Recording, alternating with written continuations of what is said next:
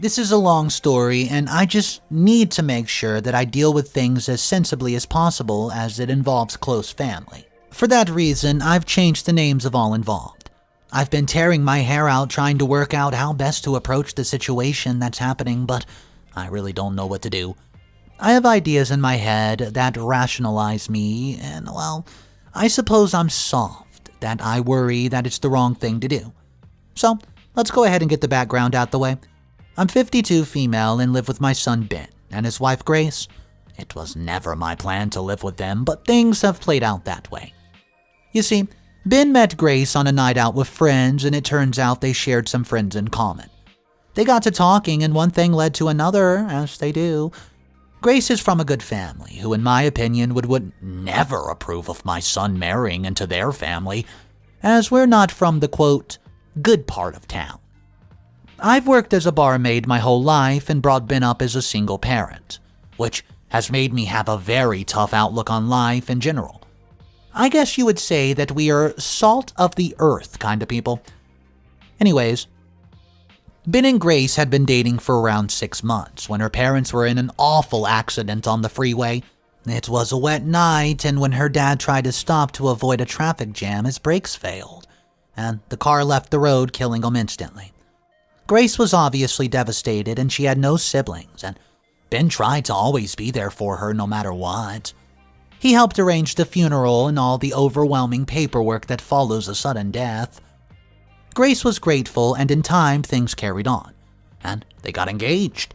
They were married 3 months ago, and things have been fine in general, but I'm seeing things in Grace that's worrying me. You see, I'm starting to wonder if losing her parents has been too much for the poor girl to handle, or whether there was always issues but the grief had caused them to get much, much worse. Ben is coping with things remarkably well, and he's very understanding when Grace has her moments. He has to work, but I think it may get to the point that he will have to stop working to be at home with Grace. I'm also still working, and so we have to leave Grace at home alone quite a lot, and that may not be able to continue if it becomes unsafe for her. We've tried to talk about it with Grace, but she gets upset and says that there's nothing wrong with her at all. We don't want to push things too far and end up making it worse, and she has already refused to go and see the doctor. She just seems to think that the problem is not as bad as we think it is. I mean, I guess I should lay out the reasons why we're so concerned, and maybe somebody can just give me some advice on what to do. I want to help her and my son. As she's a grown woman, we obviously cannot force her to do anything that she doesn't want to do. So, when Ben started to date Grace, I noticed straight away that she was what I would describe as a delicate little flower. She was used to living in a world where everything just happened and nothing went wrong. Before anyone pulls me up on this, I'm not saying that it's a bad thing, because nobody wants to live a life where they have to fight every day. But that's the reality for some people. And I think it gives people strength that others who come from a life of privilege don't have. For example, Grace has never had to work back-to-back shifts in a grotty bar to pay their rent and put food on the table for her son as I did. I mean, I could see her face the first time Ben brought her to our home that she was uncomfortable just being there, as it was on the wrong side of town. Again, that is not her fault. Grace would always get emotional when she faced conflict or trouble, and she would cry at the drop of a hat. I have to admit, I found that irritating until I got to know her better and realized that it's just how she coped when things were hard, or at least hard for her. I only met her parents a few times before the wedding, and they were very strict and opinionated, and they did not want her to marry Ben. They made that very clear early on in the relationship, and Ben told me that Grace had been upset that even before they were engaged, her parents had been demanding that Ben agree to sign a prenuptial agreement. So he did not get his hands on their money. Luckily, Grace knew my son was not like that. And following her parents' death, she did not go through with the agreement, as she loved and trusted my son. She is not like they were. Untrusting and unkind to people who were not as rich as they are. After the wedding, I lost my home due to issues with the landlord, and Ben invited me to live with them at their home.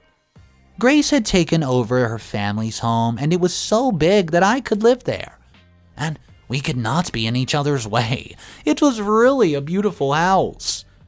Initially, Ben had told me, that I should stop working at the bar as it was not very safe, but I insisted I carry on. How would it look if I moved in and just immediately stopped working? I did not feel that Grace was as happy about me coming to live with them as Ben was, and the last thing I wanted was trouble with my daughter-in-law or to be upset with her. It was after I moved in that I began to really see that there was something in Grace that needed to be looked at. Not only for her, but for my own son. At first, it was these little things. She would just forget that I was living there and would walk around the house in very erotic clothing. No matter what time of day, I don't mean in a swimsuit or anything like that, but almost naked. I'd come across her in the hall and she would instantly look at me as if she did not know who I was or why I was there. There were a couple times where she screamed for Ben, saying that there were intruders in the house because she didn't recognize me. These incidents did not last, however, and she would not remember them later in the day. We put it down to, the after effects of her parents' death and her grief paying with her mind. I actually said to Ben that it was a shame she did not have a job, as she would have something to focus on to take her mind off things. Of course, Grace had no need for a job as she was basically rich. Grace would lose things and be convinced that someone had taken them. And even small pieces of jewelry, and most of the time they were found in random places around the house. Some of them have never turned up, but I'm sure they're in the house somewhere. Grace believed and still believes that someone's taking her things or moving them so that she thinks that she's going crazy. I've even noticed that she's getting more and more paranoid that someone is, quote, out to get her. And Ben told me that she has been telling him that she thinks someone else also has something to do with her parents' accident, as it did not make sense that her father would not have the car serviced regularly. But the police did a full investigation and they just ruled it an accident. Just an unfortunate failure of the brakes. They also tested her dad's blood after the crash and found he had been drinking, and so his reaction would have been a bit slower than usual. I think this is something that Grace is not wanting to deal with. That, in a small way, the crash was also her father's fault and her mom died as a consequence of his poor decision. The main reason that I think we need to get her some help, it happened yesterday. Ben and I have been into town to look at a new car for him, and Grace has her own car, and Ben had said that he could do with one of his own so that he did not have to rely on Grace not needing to go out or relying on Grace driving him places. She's been driving him to and from work after bringing him home. When he said to her that he wanted to buy a car so she would not have to drive him about, she actually gets angry and began to say that he wanted his own car so she would not know where he was going or who he was going to be with. She said that he wanted to keep secrets from her, and if he had nothing to hide, why did he just not want her to take him places anymore? This was obviously absolutely ridiculous, and Ben was understandably upset and annoyed. This led to their first real fight and ended with Grace screaming and crying until Ben apologized for upsetting her. He always had to console her no matter what, if he's innocent even. However, he also did not want to back down on this as he wanted his own car, so he could have some freedom of movement. When we left to go and look, Grace would not come with us, and so we went on our own. When we got back, she was acting like a spoiled child and refusing to even speak to us.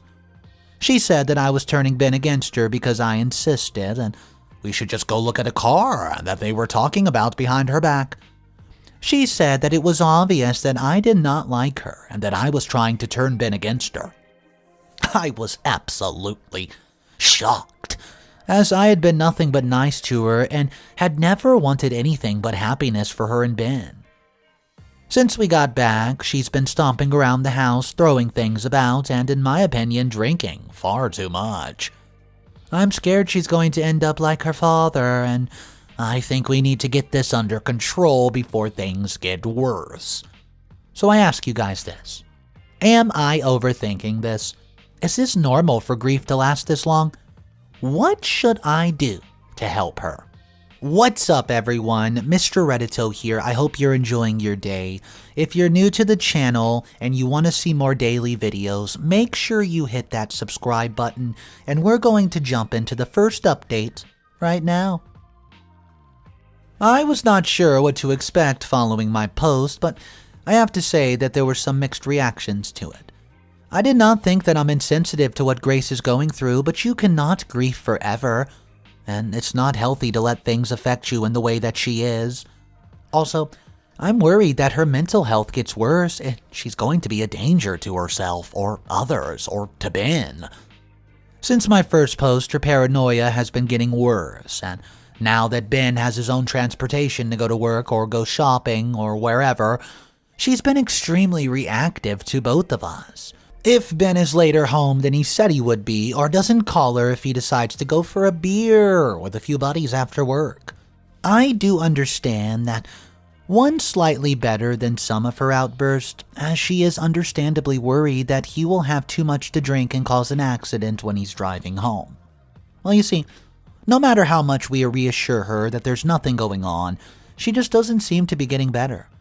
One night, she accused Ben of taking her jewelry to give to another woman from his work, which is unfounded and insulting to my son, who does nothing but love and care for Grace.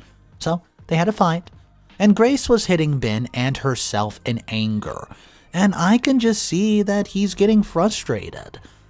I've told him again and again that it is not Grace, but her mind is suffering still from the death of her parents, and she needs help before she does something stupid.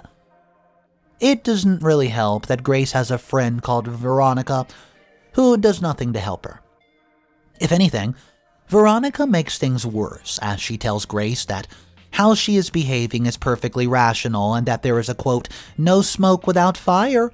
I mean, when Grace is worried about my son cheating on her, how is that helping anything? Veronica has never liked Ben. She does not think that he is good enough for Grace. Veronica is married into a rich family as well. Her husband's a lawyer, and so she thinks she's better than everybody else. I really don't like women like her. She also came from a poor background, but seems to think she's better than Ben and me. She met Grace in some society party, and they've been close friends ever since. I told Ben that he needs to get Veronica to back away from Grace, as she is not helping Grace in her recovery by telling Grace that everything she is feeling and doing is reasonable. Well, I admit that the last time Veronica was at the house, I was rather angry with her and told her some hard truth. I said that she is not here when my son has to put up with Grace's irrational, now violent behavior. And by telling Grace that she is right, she's making it worse for everyone, especially Grace, who is getting more and more paranoid. Grace has always denied being violent to Ben, but it is as though, when she recovers from her outburst, she has absolutely no memory of what transpired. Veronica was angry at me and said that Grace never acted in those ways until Ben and I came into her life. So, maybe we were the problem. Grace was getting upset that I was arguing with Veronica, and so I backed off. I actually thought later maybe I should have continued, as if Veronica saw a full outburst from Grace, maybe she would be more understanding and would actually help Grace instead of enabling her. Maybe that's something I need to discuss with Ben, as so far we are the only ones who have been subjected to Grace when she is at her worst. Things are getting bad, and on many occasions Grace has been in such a world of her own that we cannot get through to her. I'm scared that she'll fall in the pool and drown, or get into her car and cause an accident when she is like this. Ben doesn't want to admit that his wife is seriously ill with the mental health, but I think it's time for us to do something, and maybe I will just have to take on the role of the bad guy that Veronica already thinks that I am. Well, I am going to get Grace the help she needs, without her agreeing to it before we end up with another tragedy on our hands. So guys, I ask you this. If you were in my position, what the heck would you do?